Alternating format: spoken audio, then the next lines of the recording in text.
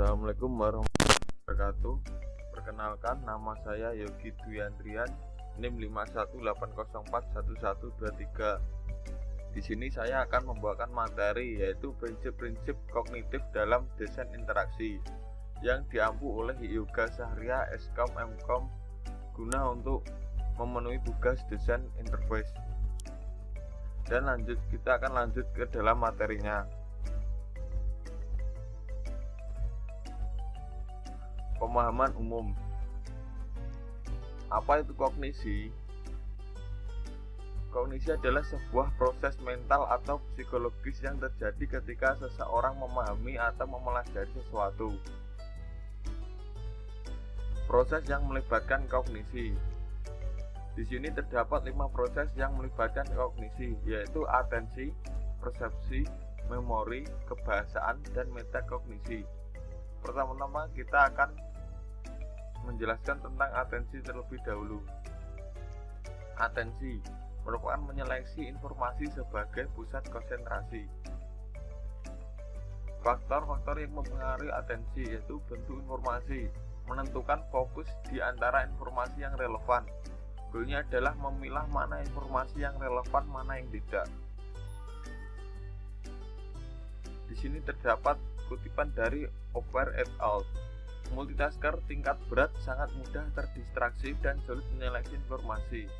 Di sini menggambarkan jika kita melakukan banyak hal dalam sekaligus, kita akan sulit menyelesaikannya karena kita tidak terfokus.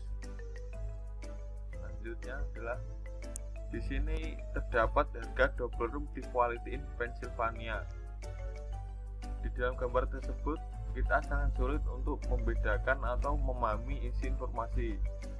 Lain halnya dengan yang berikut, yaitu harga double room di Holiday Inn Columbia. Di sini terdapat pengelompokan per kategori, jadi kita lebih mudah untuk memahami isi informasi yang disediakan dibandingkan dengan yang tak seperti ini. Di sini kita sudah mengetahui mana di city, motel atau hotel, area code, dan jauh lebih mudah untuk memahami informasi sebagai berikut. Pengelompokan informasi yang sesuai relevansi akan mempercepat proses atensi pengguna. Di sini terdapat contoh lagi, yaitu coba cari game schedule. Mungkin kalian akan kesusahan ketika mencari game schedule karena di sini tidak ada pengelompokan yang jelas atau yang tegas dari antara item satu dengan item yang lainnya. Di sini seperti tadi kita mencari Word document. Di sini lebih jelas karena terdapat border dan spasi antara satu item dengan item yang lainnya. Penggunaan border dan spasi yang tepat akan memberikan efek pengelompokan yang tegas. Keterbacaan yang tepat mempermudah pemahaman pengguna terhadap maksud dan fungsi.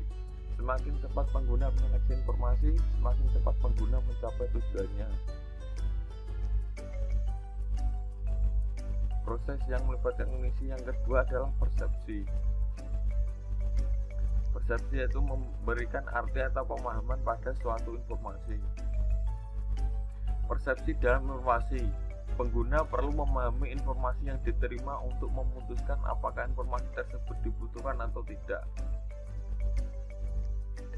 Penting untuk memahami apa yang pengguna pahami dan menerapkannya ke dalam desain. Contoh penerapan persepsi, keranjang untuk menggambarkan produk-produk yang akan dibeli. Sudah jelas ketika kita membuka e-commerce, ketika kita melihat keranjang belanja, pasti di sana adalah fitur untuk mengelompokkan atau memasukkan barang yang kita inginkan atau yang kita ingin beli. Ini adalah contoh penerapan persepsi. Seperti contohnya adalah menggunakan ikon-ikon seperti ikon print untuk mengeprint, ikon save, dan yang lainnya. Proses yang ketiga yang melibatkan kognisi adalah memori. Memori, internalisasi dan eksternalisasi informasi. Di sini terdapat 3 isu terkait memori, yaitu tidak dapat mengingat semua informasi, memerlukan konteks, lebih mudah recognize atau mengenali dibanding recall mengingat. Kita akan membahas yang pertama, tidak dapat mengingat semua informasi. Informasi yang disimpan diseleksi dan dibandingkan dengan pengetahuan yang dimiliki sebelumnya. Tentu berbeda orang, kita juga akan memiliki memori yang berbeda-beda. Ada yang kuat dalam mengingat sesuatu, ada yang lemah dalam mengingat sesuatu juga. Yang kedua yaitu isu terkait memori, memerlukan konteks, memengaruhi sejauh mana informasi yang disimpan diingat kembali. Yang ketiga, lebih mudah recognize, mengenali dibanding recall, yaitu otak harus melakukan depth processing atau mengakses informasi yang disimpan secara mendalam untuk recall karena berada di long term storage. Contoh penerapan memori: command line interface untuk recall perintah yang dijalankan. Pada command line interface biasanya kita menekan tombol atas pada keyboard untuk melakukan recall perintah. Hal itu untuk memudahkan kita dalam mengingat apa yang sudah pernah kita jalankan, atau kita lebih mudah untuk menjalankan sesuatu perintah yang bersifatnya repetisi.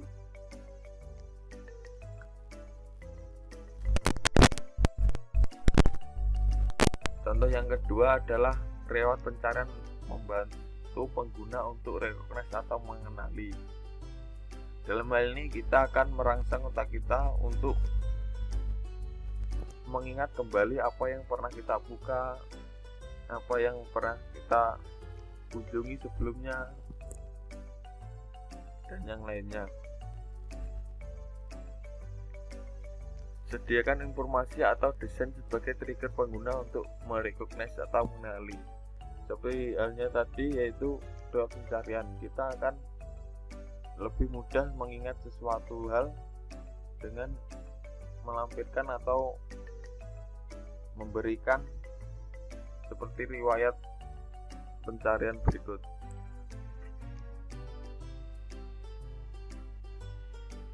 Yang keempat, dari proses yang melibatkan kognisi adalah kebahasaan. Kebahasaan berbicara, mendengar, dan membaca. Proses yang melibatkan kognisi yang kelima adalah metakognisi. Itu perencanaan, pengambilan keputusan, dan menyelesaikan masalah. Mental model. Satu fenomena dapat direpresentasikan dengan beberapa mental model.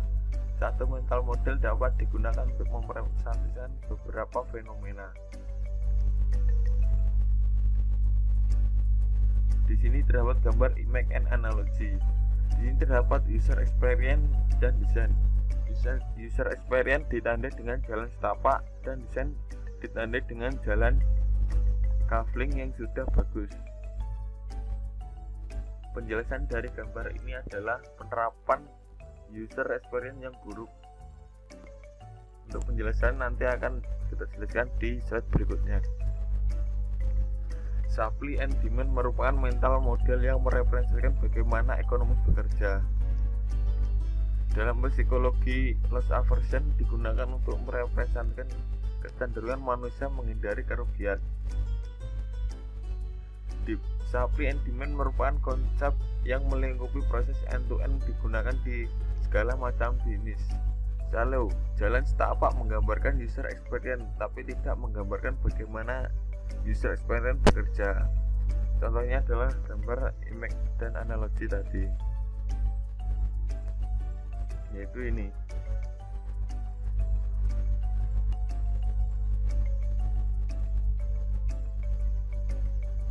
Di situ adalah salah satu contoh UX yang buruk. Isu mental model.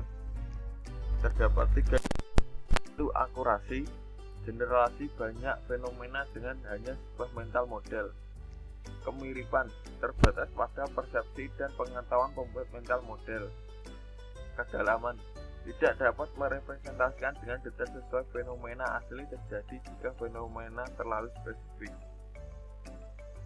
Kognisi terdistribusi.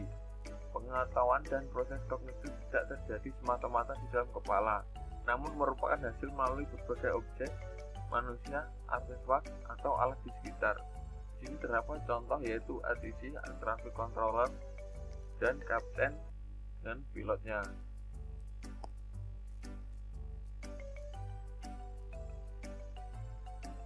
Semakin sering interaksi terjadi dengan lingkungan, semakin dalam pemahaman atau pengetahuan yang dimiliki. Kognitif eksternal. Bagaimana manusia berinteraksi dengan representasi eksternal, peta atau diagram contohnya, dan berfungsi untuk mengurangi memory load, catatan belanja, pengingat deadline.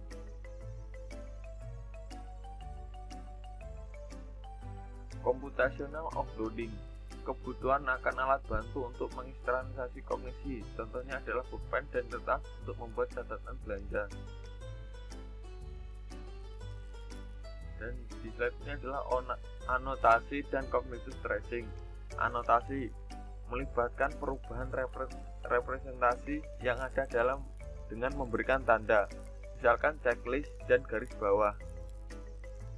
Cognitive tracing melibatkan manipulasi komponen representasi ke dalam urutan baru, misalkan pekerjaan yang selesai dipindahkan ke urutan bawah pada aplikasi.